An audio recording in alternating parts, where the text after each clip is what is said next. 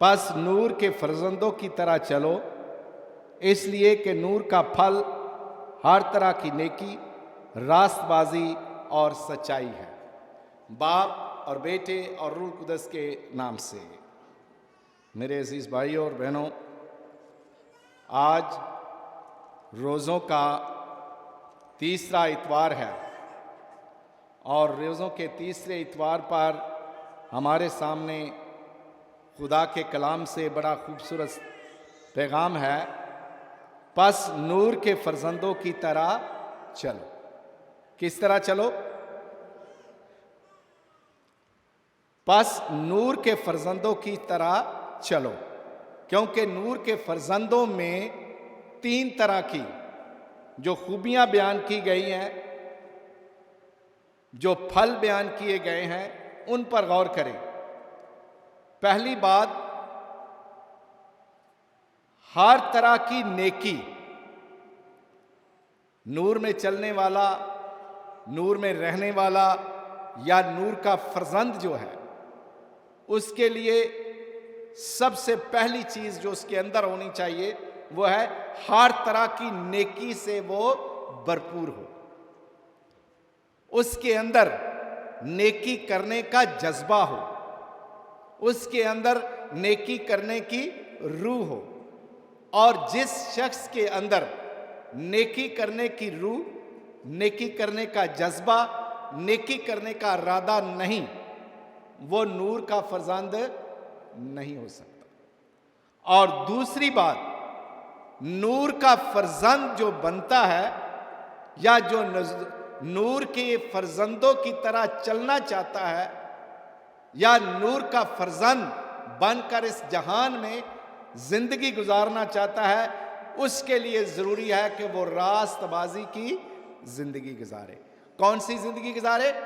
रास्तबाजी की, यानी अपने आप को, अपनी जिंदगी को, अपने ख्यालात को, अपनी राहों को सही सिमत की तरफ लेकर जाए।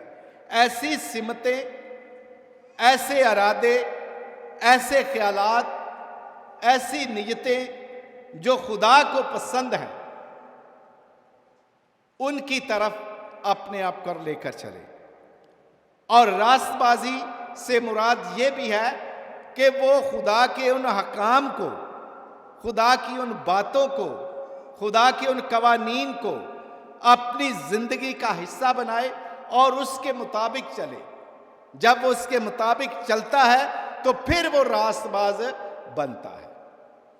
और तीसरी बात जो रास्तबाज फर्जंदों के लिए आज दी गई है वो है उनके अंदर सच्चाई हो, झूठ नाम की कोई चीज ना हो। जिससे बोले सच बोले, जो कहे वो सच कहे। और ये 3 बातें अगर उसकी जिंदगी में हैं तो वो नूर का फर्जंद गिना जाएगा।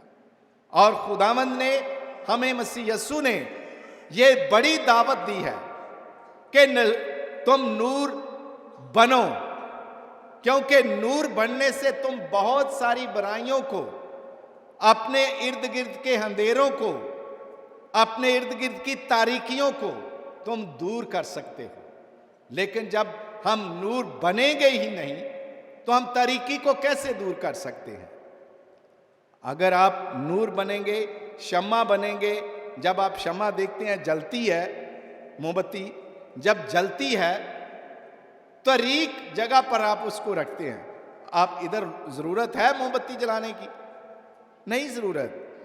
क्यों नहीं जरूरत? ऑलरेडी पहले से ही इधर उजाला है, इधर रोशनी है। लेकिन जहां तारीकी होगी, जहां अंधेरा होगा, आप वहां पर लाइट जलाएंगे।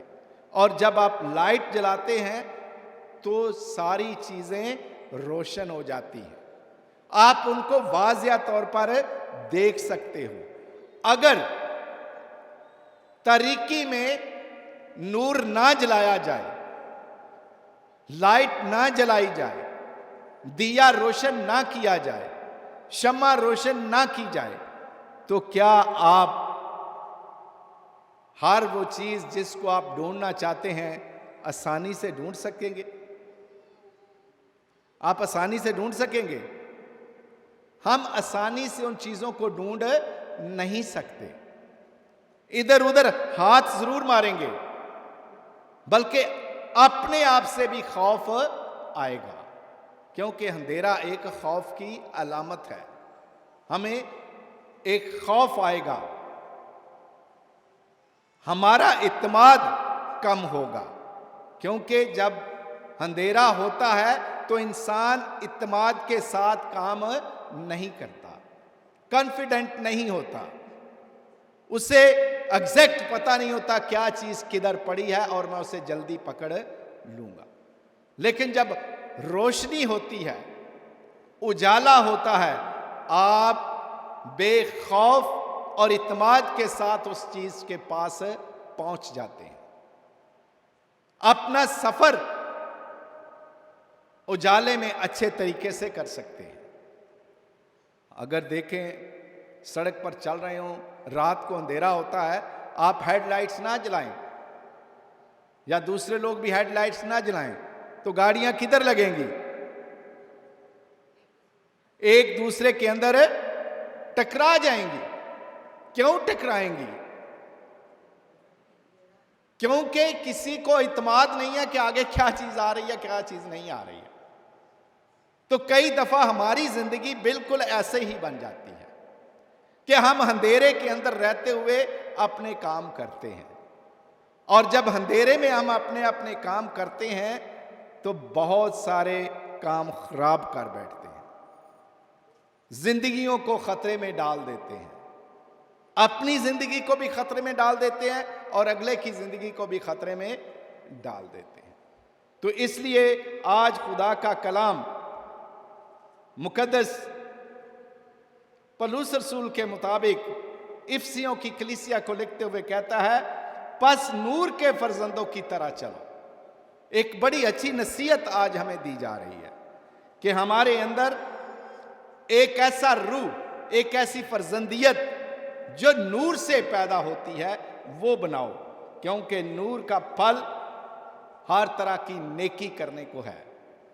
अगर कोई चीज आपको रोक रही है नेकी करने से, तो इसका मतलब है कि रास्ते में आपके रुकावट है, आप नूर के फर्जंद नहीं हैं, क्योंकि नूर के फर्जंद किसी चीज से डरते नहीं हैं, उनके अंदर खौफ नहीं होता, वो खुद इत्मीनान होते हैं। और आज यीशु मसीह अपने कलाम के जरिए हमारे साथ बोल रहा है कि हमें नूर के फर्जंदों की तरह जिंदगी गुजारनी है, हमें रोशनी बनना है, जहान का नूर बनना है, क्योंकि जहान का नूर अगर बनेंगे तो हम लोगों को तारीकी में से निकाल सकेंगे।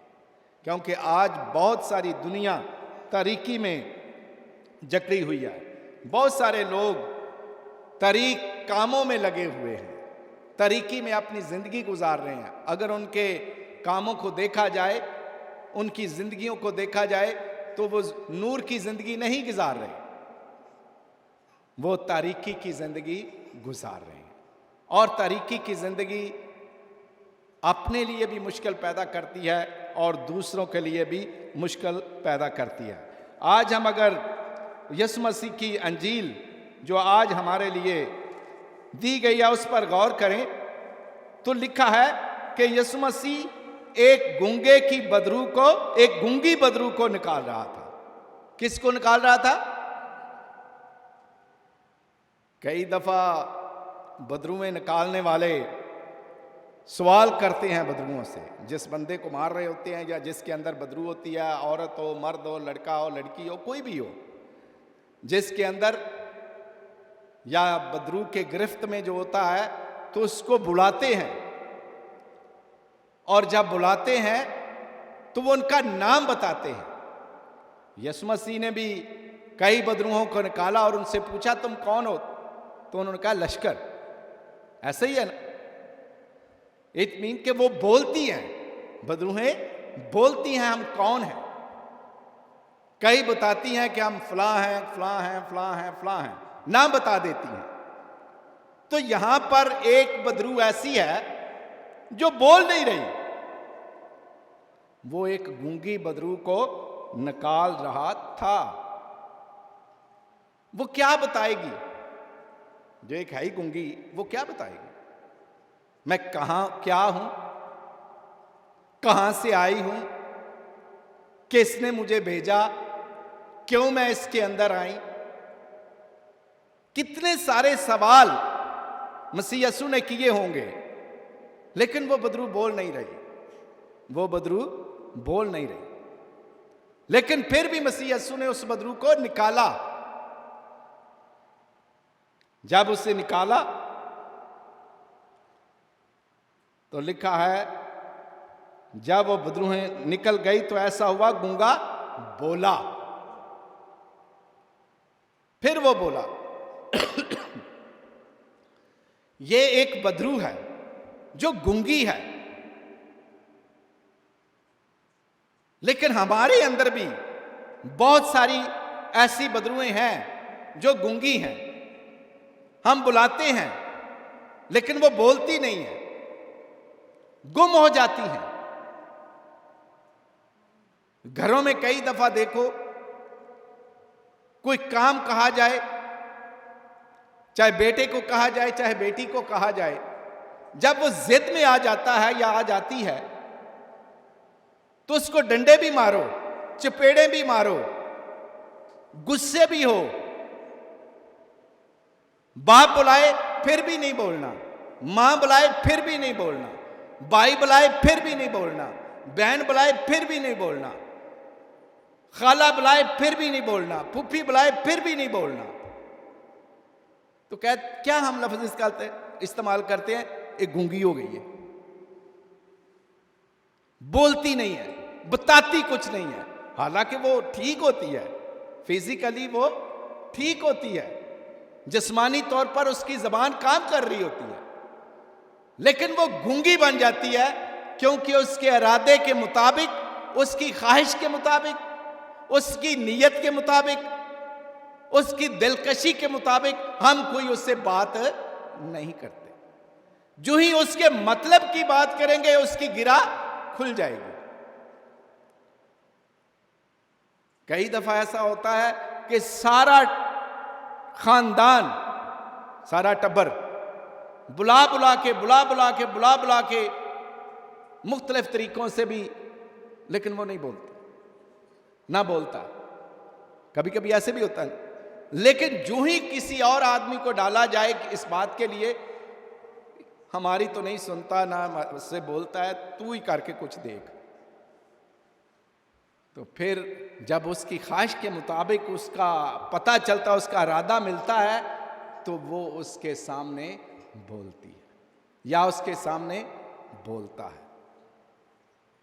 तो इसी तरह हमारे अंदर भी बदरूहें हैं जो गूंगी हैं, जो बोलती नहीं है। उन बदरूहों को भी निकालने की जरूरत है। मुआशरती बदरूहें भी हो सकती हैं, खानदानी भी बदरूहें हो सकती हैं, और कई दफा हमारी जाती बदरूहें जो हमने खुद साख्ता बनाई होती हैं, गूंगी बदरूहें हमारे अंदर होती हैं। हम बोलते ही नहीं, हम अपना इरादा जाहिर ही नहीं करना चाहते, तो हम गूंगे से बन रहते हैं।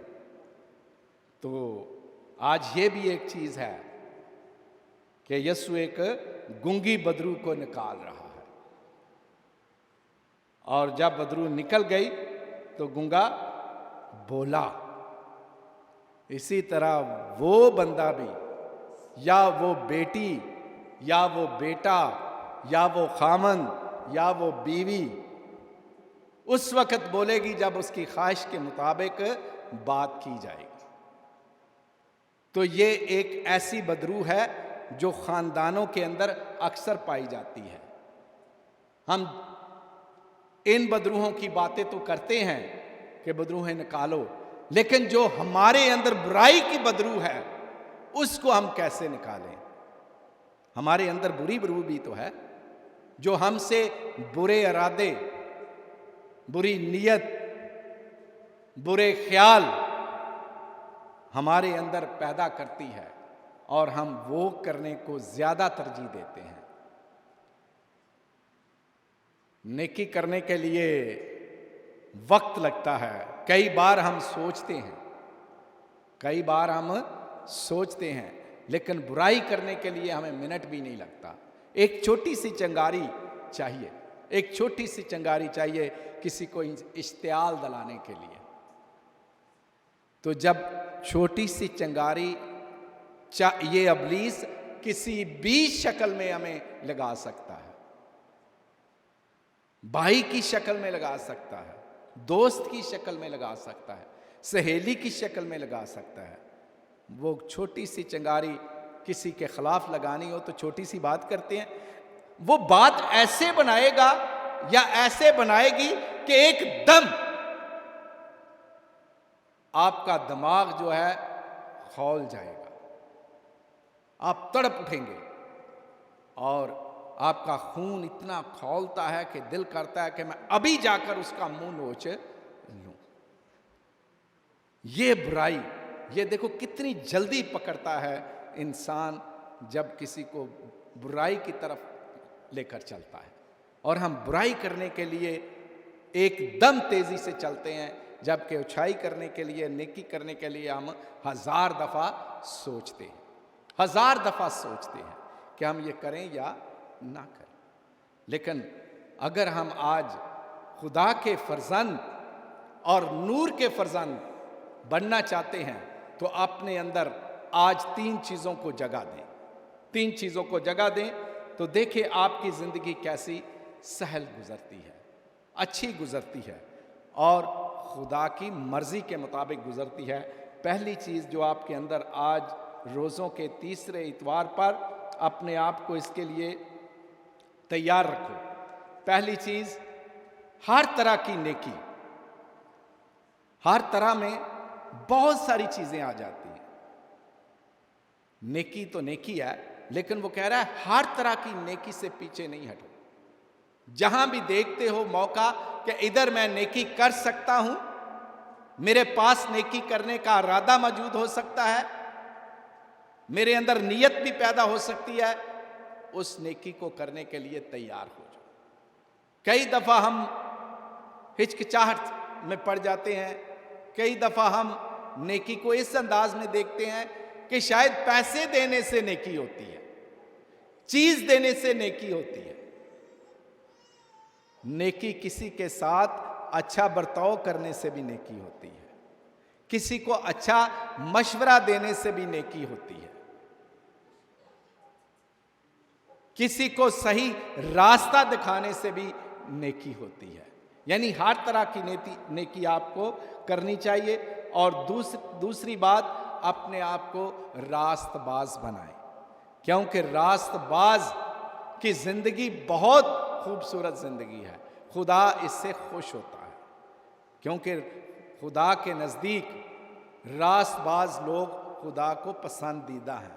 और जब जो चीज़ खुदा को पसंद है वो बनने की हम कोशिश करें, ना कि वो बनने की कोशिश करें जो इब्लीस को पसंद है, क्योंकि इब्लीस रास्तबाजों को पसंद नहीं करता। इसलिए आज इरादा करें कि हम रास्तबाजी की ज़िंदगी अख्तियार करें और सच्ची ज़िंदगी इख्तियार करें, एक सच्चा इंसान बनकर ज़िंदगी गुजारें। क्योंकि सच्चा बनना बहुत मुश्किल होता है, क्योंकि सच्चाई के रास्ते में करवाहट होती है। आप सच बात करेंगे तो लोग तड़प जाएंगे, सच कहेंगे तो लोग कहेंगे नहीं नहीं नहीं नहीं ये सही बात। दूसरे को चुभन जरूर होगी, तकलीफ जरूर होगी, लेकिन आपने तो सच कहा। फर्ज करें आप किसी को देखते हैं कि वो चोरी कर रहा है, आपने देख लिया, आप उसको एकदम कहें, अगर वो आप कहते हैं कि आप मेरे बारे क्या राय रखते हैं, सारे लोग तो ये कह रहे हैं कि मैं चोर हूं, तो आपकी राय क्या है? क्या आप एक दोस्ती या एक रिश्तेदारी या एक ताल्लुक की बिना पर उसे कह देंगे आप चोर नहीं हैं। कई दफा हम ये कह देते हैं नहीं नहीं नहीं नहीं, वो चोर नहीं है, या वो चोरी नहीं कर सकती, या चोरी नहीं कर सकता, मैं मानता नहीं, मैं मानती नहीं हूं। लेकिन अगर आपको सबूत दिखाया जाए, सच दिखाया जाए, फिर भी आप कहें कि मैं नहीं मानती, मैं नहीं मानता कि ये बंदा या बंदी चोर है, तो इसका क्या मतलब? आप सच बोल रहे हैं? नहीं, आप अपनी सच्चाई के ऊपर पर्दा डाल रहे हैं, आप अपनी रूह को मसक कर रहे हैं, अपनी रूह का नुकसान कर रहे हैं। जो हक की बात कहनी चाहिए थी वो आप नहीं कर रहे। क्यों नहीं कर रहे?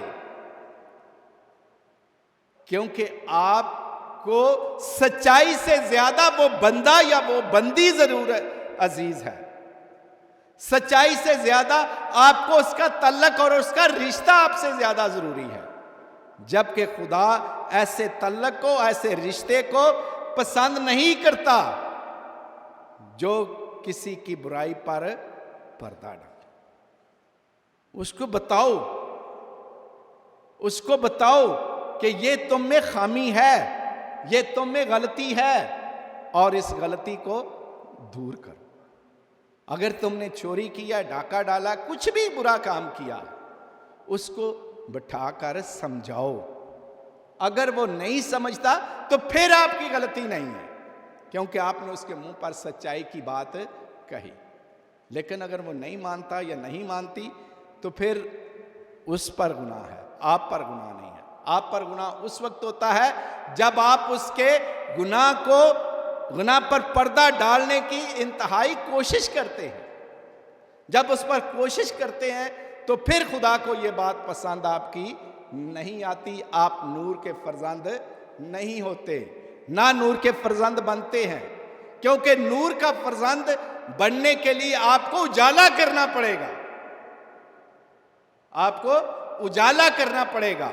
उजाला मीन रोशनी करनी पड़ेगी। जब आप रोशनी करते हैं कि आपने ये गलती की, ये आपका उजाला है। आपने खुदा का हुक्म तोड़ा, ये आपने उजाला किया। आप गलत रास्ते पर चल रहे हैं, ये आपने उजाला किया। तो जब आप अपना ये किरदार जो मसीह खुदावंद ने आपको दिया, खुदा के कलाम ने दिया कि तुम जहान के अंदर एक ऐसी जिंदगी गुजारो जो उजाला करती है, जो तारीकी को तोड़ती है, तो फिर तुम जाकर एक अच्छे मसीही, जिसके लिए तुम्हें बुलाया गया और तुम्हें कॉल दी गई है, और तुम्हारी कॉल एक छोटी सी कॉल नहीं है, तुम्हारी एक कॉल बहुत बड़ी कॉल है। लिखा है बस नूर के फर्जंदों की तरह चलो, क्योंकि खुदावंद ने तुम्हें नूर में पैदा किया है। जब नूर में पैदा किया है तो तुम जिस्मानी नहीं, तुम तारीकी नहीं, तुम अबलीस के फर्जंद नहीं, तुम खुदा के फर्जंद हो। किसके फर्जंद हो? तो जब खुदा के फर्जंद हो तो खुदा के फर्जंदों की तरह काम करो, खुदा के फर्जंदों की तरह अपना किरदार अदा करो। तो जब हम खुदा के फर्जंदों की तरफ अपना किरदार अदा नहीं करते तो हम फिर कॉम्प्रोमाइज़ करते हैं किसी और ताकतों से, अबलीसी ताकतों से। हम खुदा की आर्मी को छोड़कर अबलीस की आर्मी में शामिल हो जाते हैं। तो आज खुदावंद हमें तंबीह भी करता है कि हमें ऐसी चीज़ों से किनारा कशी करनी है। खुदा मुझे और आप सबको ताकत दे कि आज इन 3 चीज़ों को अपनी ज़िंदगी का हिस्सा बनाएं और रोज़ों के अय्याम में वो काम करते जाएं जो खुदा को पसंद है। आगे लिखा है, नेकी, रास्तबाजी और सच्चाई के अलावा और तजर्बे से मालूम करते जाओ कि खुदावंद को क्या पसंद है। हर रोज इस बात को अपनी जिंदगी का हिस्सा बनाएं और तजर्बा करते रहें कि खुदा को क्या पसंद, मेरे रिश्तेदारों को यह पसंद, मेरे दोस्तों को ये पसंद, मेरी बेटियों को ये पसंद है, मेरे बेटों को ये पसंद है। आप उनको तो खुश करते रहेंगे, लेकिन ये देखो कि खुदा को क्या पसंद है, ज्यादा जरूरी क्या है। वो चीज देखो जो खुदा को पसंद है, और जो खुदा को पसंद है उनको अपनी जिंदगी का हम हिस्सा बनाएं, उनका हिस्सा बनाएं, तजर्बे के साथ बढ़ते जाएं। रोज इस जिंदगी में तजर्बा करें कि खुदा हमसे क्या चाहता है, मैं क्या क्या करूं जो खुदा की नज़र में बुरा ना हो। खुदा मुझे और आप सबको ऐसा करने की तौफीक दे, बाप और बेटे और रूह कुदस के नाम से।